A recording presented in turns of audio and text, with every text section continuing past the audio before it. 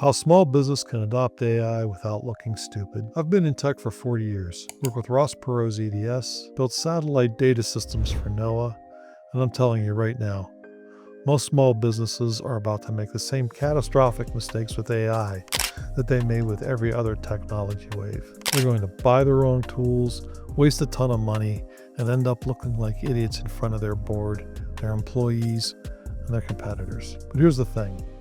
It doesn't have to be this way, because the companies that are successfully adopting AI right now, they're not doing what Microsoft and Google are doing. They're following a completely different playbook. And in the next 12 minutes, I'm going to show you exactly what that playbook is. So if you're a CEO, a COO, or running operations at a small to mid-sized business, and you know you need AI, but you have no idea where to start, this video is for you. So let me paint you a picture. Your competitor just announced they're using AI. Your nephew told you about ChatGPT at Thanksgiving. Every LinkedIn post is screaming that if you're not using AI, you're going to be obsolete by next quarter. So what do? You panic. You go buy Microsoft Copilot for your whole team. Or you tell your IT guy to go figure out AI. Or worse, you hire some 23-year-old prompt engineer who showed up on LinkedIn last week promising to revolutionize your business. And 6 months later, nothing's changed. You burned 50 grand, your employees are confused, and now you look like you bought a pet rock. This is what we call episodic AI. You do one cool project, it dies and everybody moves on. This is the worst possible outcome because now you've lost credibility and you've lost budget and you've lost time. And the real kicker, your competitors who did this right, well, they're about to outpace you. And here's what nobody's telling you. The reason you failed, or the reason you're terrified to start, isn't because AI is too complicated. It's not because you don't have the right tools, and it's definitely not because you're not tech savvy enough. The reason you're stuck is because you're trying to adopt AI the way Microsoft does, the way giant companies with unlimited budgets and entire departments do. And that's never going to work for a small business. What you need is a completely different approach. That's an approach I call systemic AI adoption. I've been doing this for decades. I've navigated the mainframe to PC transition. I lived through the internet boom, and I watched Web 2.0 and mobile completely reshape industries. And every single time, the companies that survived weren't the ones with the biggest budgets. They were the ones with the best processes. AI is no different. It's just another universal solvent. It dissolves friction in your business, but only if you apply it correctly. And the way you apply it correctly is by following 3 pillars: governance, education, and implementation, and in that exact order. Most people want to skip straight to implementation. They want the sexy stuff, the chatbots, the automation, the magic tricks. But that's how you end up with a lawsuit, and a data breach, or a system that breaks and makes you look stupid.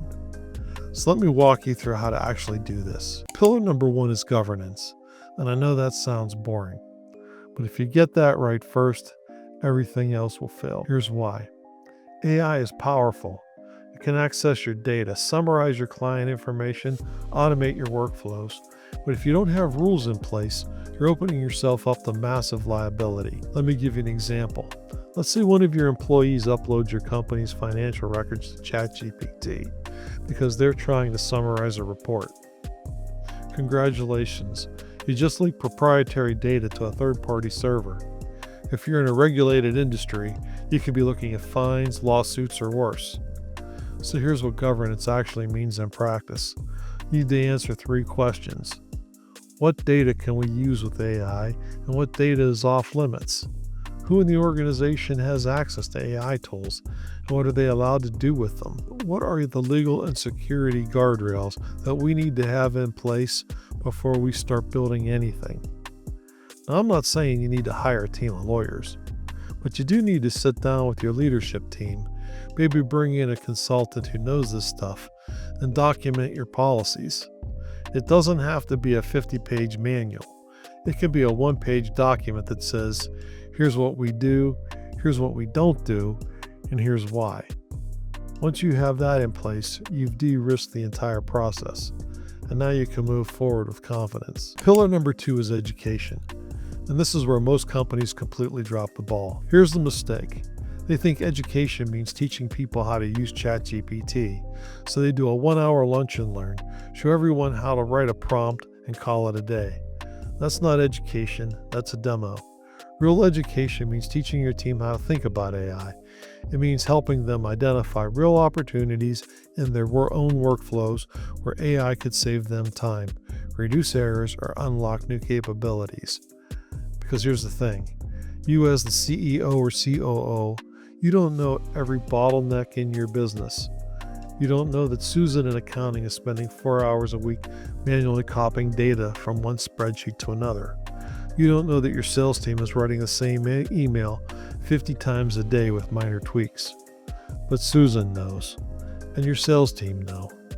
And if you educate them on how to spot AI opportunities, they will come to you with ideas. Now, the key here is that education needs to be role specific. Your executives need different training than your entry-level employees.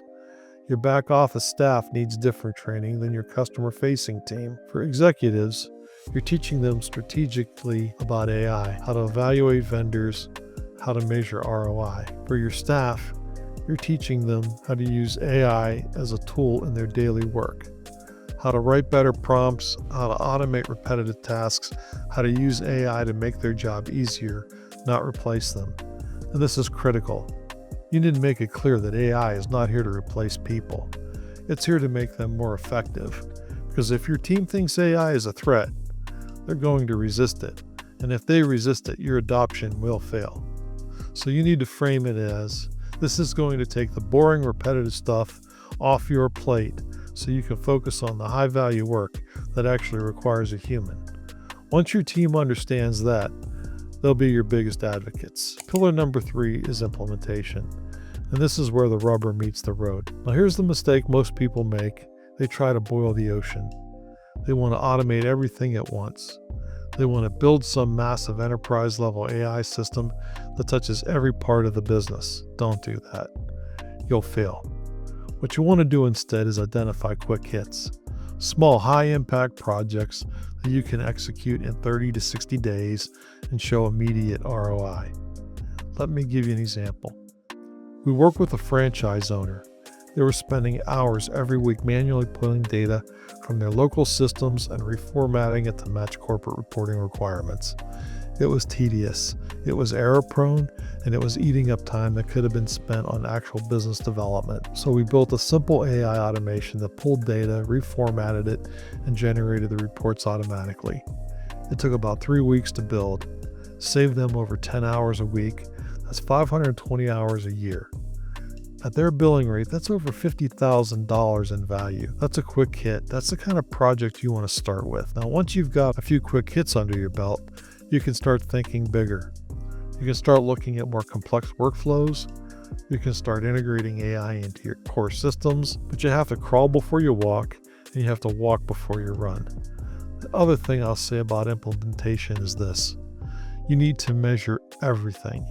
You need to know what your baseline was before your implementation of AI, and you need to track the improvement after.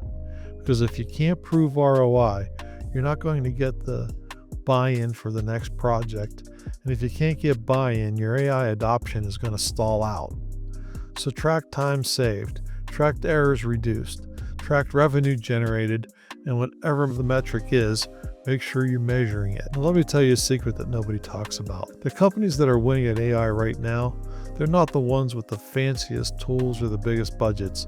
They're the ones that have changed their company culture. They've moved from episodic AI, where you do one cool project and it dies, to systemic AI, where AI is baked into the DNA of your company operates. And the way you do that is by making AI part of your training, part of your onboarding, part of your quarterly planning. It's not a one-time initiative, it's an ongoing process. Because here's the thing, AI is not a destination, it's a journey. The tools are going to keep evolving. The capabilities are going to keep expanding. And if you're not continuously learning and adapting, you're going to fall behind. But if you follow these 3-pillar framework, governance, education, implementation, you're going to be light years ahead of your competitors.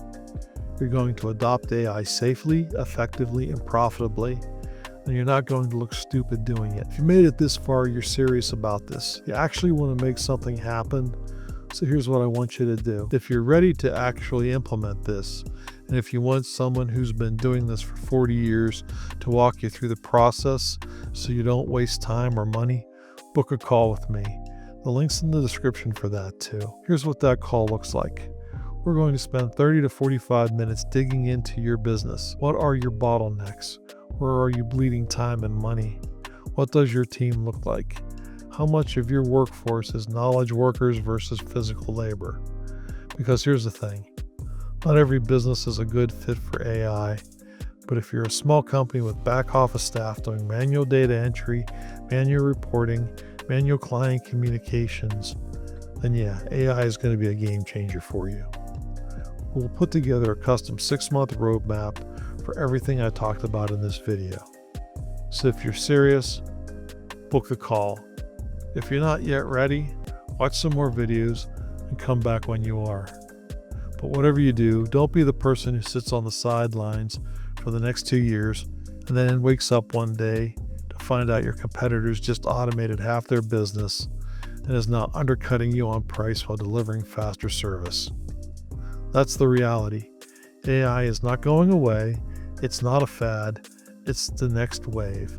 And the companies that adopt it smartly and safely are going to win. So make that decision. Take the first step and let's get you ahead of the curve. All right, that's enough for this one, and I'll see you in the next video.